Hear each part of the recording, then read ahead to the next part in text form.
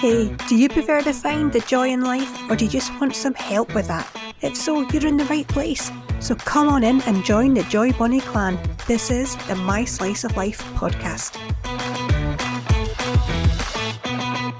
Hello and welcome back to the My Slice of Life podcast. If you are new here, my name is Sharon and I am your very own Highland host. This podcast is the place to be if you're sick of hearing all the doom and gloom and want to escape for a little while. So come on in and pull up a chair. This season I am opening the mystery files. I thought it would be interesting to have a look at the Lost Colony of Roanoke. But before I go any further, I have a mystery for you to solve. Why haven't you clicked follow, or like, or left a comment, or shared the podcast? I can't solve this one for you, but it's a mystery to me. Should I just go on with the story? Yeah, okay then. So, it's worth a shot. The Lost Colony of Roanoke is a story I've heard about a few years ago. It's one I think most of the Americans in the audience will be more familiar with because, it's based in America.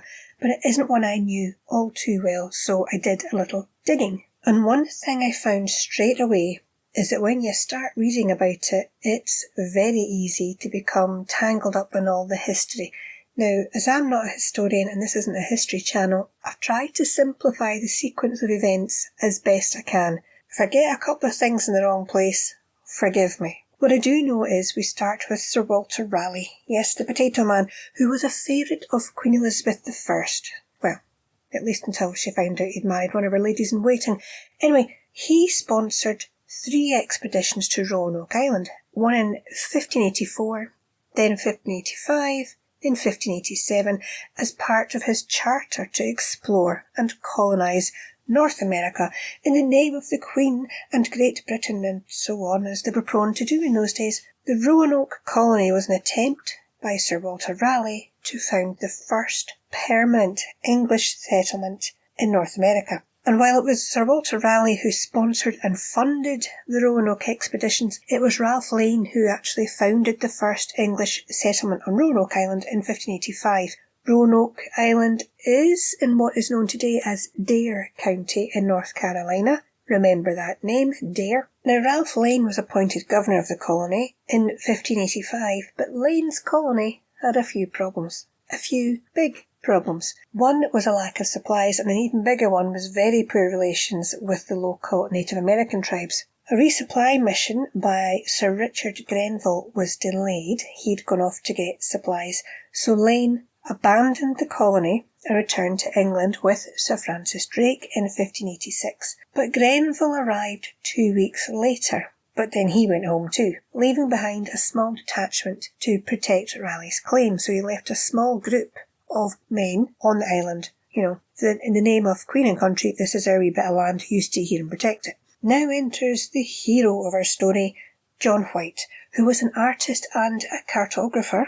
That's map maker, if you didn't know, and I'm sure you did, because you're intelligent, obviously, you're listening to this. He was commissioned to found a new colony in 1587, and he actually did manage to establish a new settlement on Roanoke Island. Sir Walter Raleigh obviously wasn't a man to give up, and he wanted the city of Raleigh to be set up with White as governor. So no ego there. Now, there are various numbers out there about how many people actually joined them. It's somewhere around 117 who agreed to join the colony, including White's pregnant daughter Eleanor and her husband. The colonists were mostly middle-class Londoners, and it's thought that they were keen to become landowners, as this was seen as something of importance, and it would have boosted their social status at the time. Interestingly though, the group of colonists, it had men, women and children, but apparently no organised military force, which sounds a little weird to me, especially given the poor history of the previous settlers, the battles with the locals and so on, but apparently that's how they did it.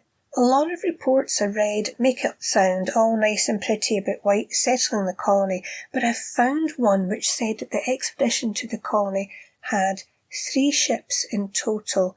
And obviously he knew he was going there, they all knew they were going to go and settle, but the way it happened sounded a little strange to me. See what you think. So like I said, there was 3 ships. The Lion was captained by White with Fernandez as master and pilot, as well as a flyboat, which was under the command of Edward Spicer, and a full-rigged pinnace, I think, commanded by Edward Stafford. And no, I'm not going to pretend that I know what they all are, or even how to pronounce it.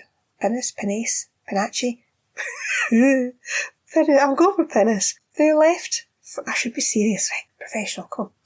They left for their adventure on May the 8th, 1587, and on July 22nd, the Lion and the pinnace anchored at Croatoan Island. Now, here's where I found it a bit weird, because White planned to take 40 men aboard the pinnace over to Roanoke, where he would consult with the 15 men stationed there previously by Grenville before continuing on to Chesapeake Bay. But once he boarded the pinnace, a gentleman, I saw in inverted commas, on the flagship representing Fernandez, ordered the sailors to leave the colonists on Roanoke. Now, I found that a bit strange. Like, if you've got one plan, but then someone else starts giving orders, I found that a little odd.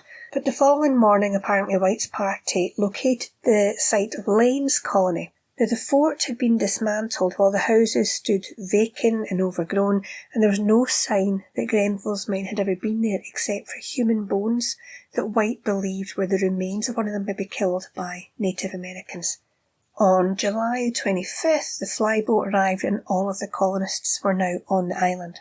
Attempts were made by White to re-establish relations with the Croatoan, I want to say tribe, but people just seem to refer to them as the Croatoan, with the help of a man called Manteo, I believe is how you pronounce it. Forgive my pronunciations, okay, I don't know, I'm doing my best. But the Croatoan described how a coalition of mainland tribes had attacked Grenville's detachment, so that explained what happened there. But the colonists attempted to negotiate a truce through the Croatoan, but they didn't receive any response.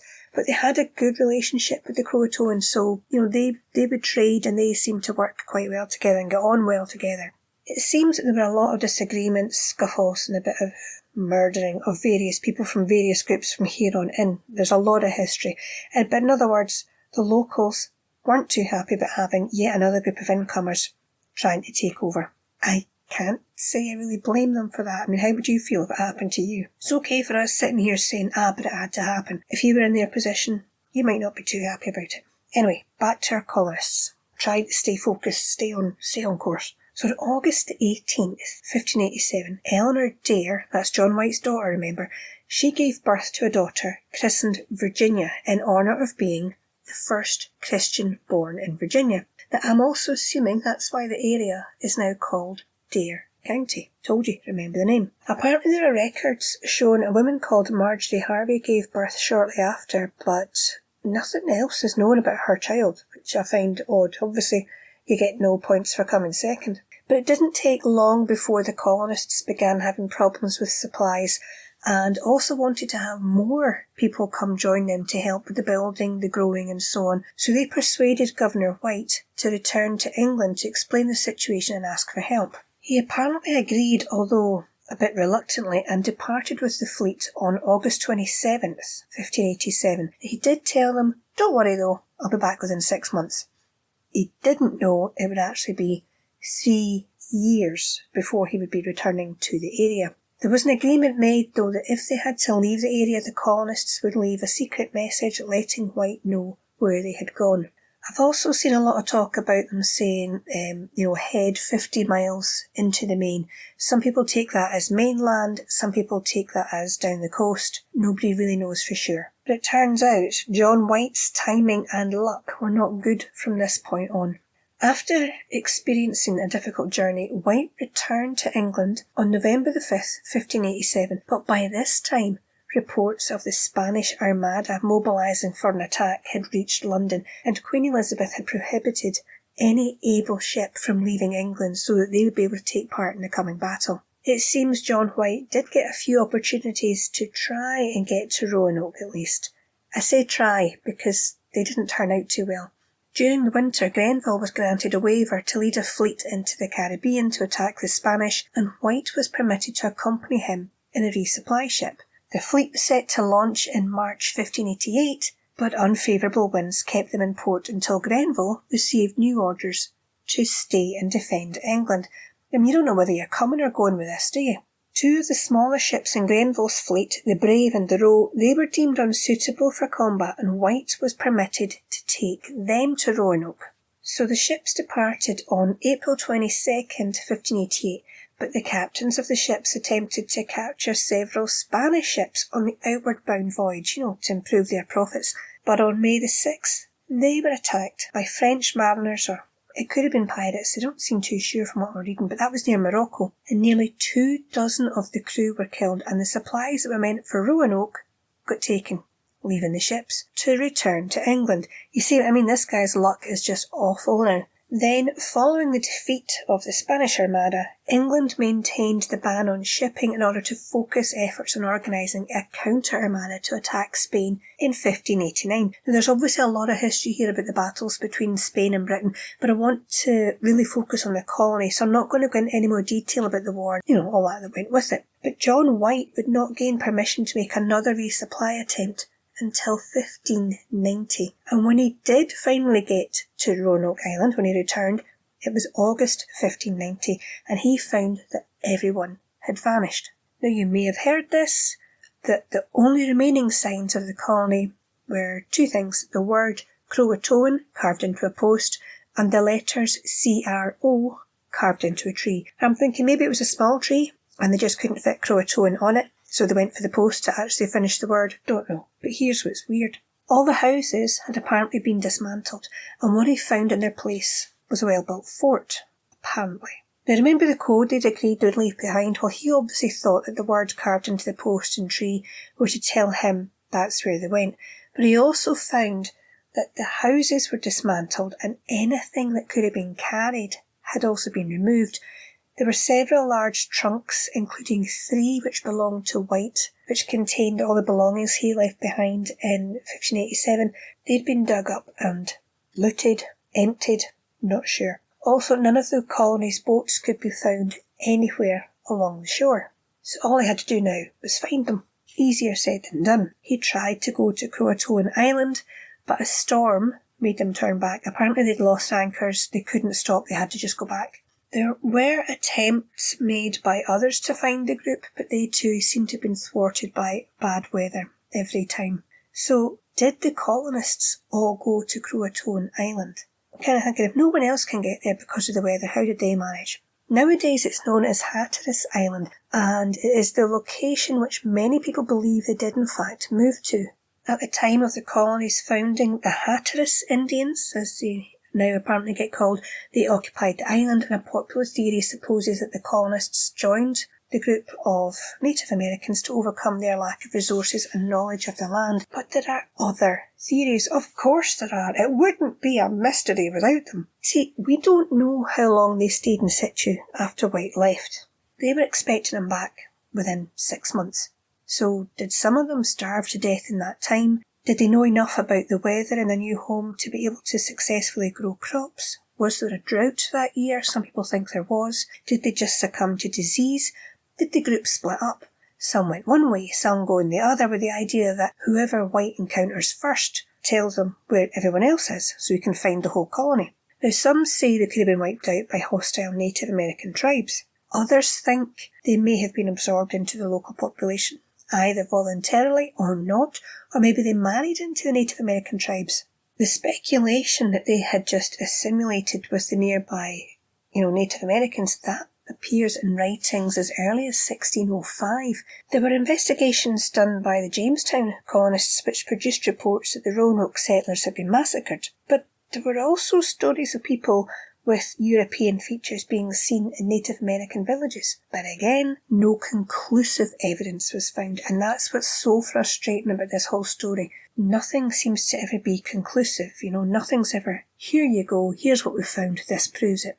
Interest in the matter fell away, believe it or not, until about 1834, so it's quite a long time, when George Bancroft published his account in A History of the United States, and Bancroft's description of the colonists, particularly White's infant granddaughter, Virginia Dare, he cast them as the foundational figures in American culture, and with that, they once more became more than just a historical group of settlers. They became important, and people wanted to know what really happened to them. Now, like I say, there's been theories, there's been work done, and since about 1998, the Croatoan project has researched and provided archaeological evidence to back up the theory that the colonists moved to be with or interacted in some way with the Hatteras tribe. There's artefacts and objects found within Croatoan villages that only English settlers had owned or had made at that time, which at least proves some sort of connection or link between the two groups. Now, were these artefacts there because the colonists had been there, or had they been traded, had they been stolen? Nobody really knows. And there were archaeological digs carried out by several groups over time, but again, they didn't yield any conclusive results, at least not until some point in 1998. Or so they thought. I don't have an exact date on this one. But in that year, that was when David Sutton Phelps Jr. and his team discovered a ring which initially appeared to be a gold signet ring bearing the heraldry of a Kendall family from the 16th century. And the find was celebrated as like a landmark discovery, but Phelps never published a paper on his findings and didn't have the ring properly tested, which I find very strange. It wasn't until 2017 X-ray analysis proved the ring was brass, not gold, and the good old experts, you've heard my previous episodes, you'll know what I often think of them, they couldn't confirm the connection to the Kendall family, so that kind of fell away again. But a significant challenge for archaeologists seeking information about the colonists is that many common artefacts could plausibly originate from the 1585 colony, or from Native Americans who just traded with other European settlements during that time frame. So there's no way of really knowing how the bits that they're finding really got there.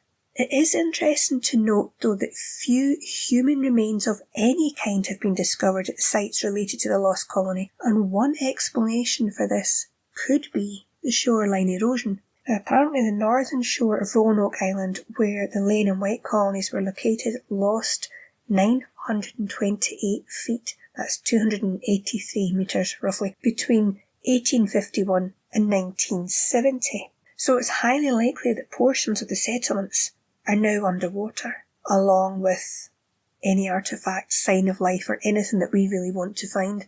So maybe it's just all underwater and we're never going to know. Now, in 2011, apparently in November that year, researchers at the First Colony Foundation noticed two corrective patches on White's map from 1585. At their request, the British Museum examined the original map with a light table, and one of the patches was found to cover a symbol representing a fort, which had been drawn there by John White. So why did he cover it up? Was it a mistake? Was he just trying to hide it? If you think, with all the travelling he was doing, if that map got into the wrong hands, you wouldn't want the enemy knowing where you actually had a fort located. It became known in present day as Site X, and pottery was found there, but again, nothing conclusive. So we're back to theories. Where do people think they went? Personally, I think they went to Croatoan Island, plain and simple. Maybe. I mean, there were some reports, apparently, of tribal children with blue eyes, after all, allegedly. Kind of hard for me to find those reports. Maybe that's hearsay, I'm not sure. But what do you think? Is it that simple, or is there more to this story that people tend to overlook? Do you have your own theories? Have you solved it? Let me know your thoughts and ideas in the comments below. And that, my jovial joy bunnies, brings us to the end of this week's episode. I hope that's given your brain cells a little exercise today, but don't forget to join me for next week's episode. It's a cracker. But until then, as always, you take care of your wee self.